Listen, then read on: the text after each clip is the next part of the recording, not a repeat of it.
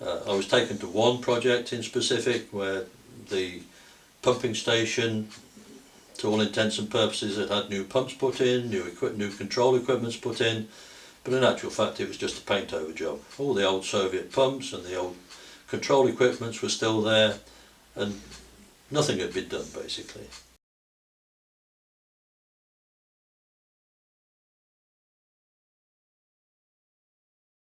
The manager of the operator who was there to implement the project had actually been made general director of the water company, the state water company, and so he was actually contracted to himself to implement his project.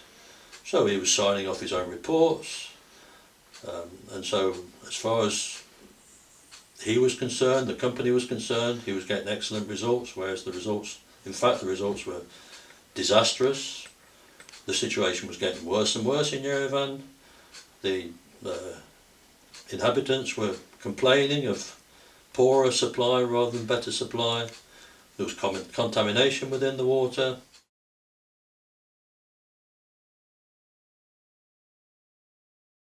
We found that there were major inadequacies, manipulations within the water company finances linked to other state companies, whereby tens of millions and hundreds of millions of dollars were being misappropriated through the Erevan Water Company.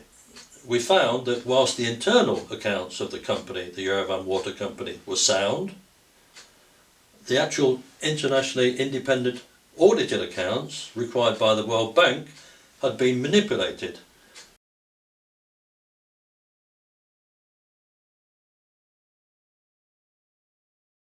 We then made application to the INT, supported by the British ambassador, I might say, for them to look at my findings, our Commission's findings, into this programme. It took 2 or 3 years, I believe, before they actually decided to look at the findings, and a couple of their representatives came over to Armenia to look at my report and my claims. I was interviewed for a very short period of time, and their attitude towards me was very aggressive.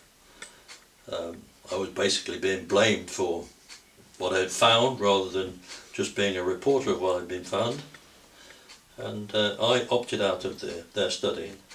It's a cover-up from start to finish.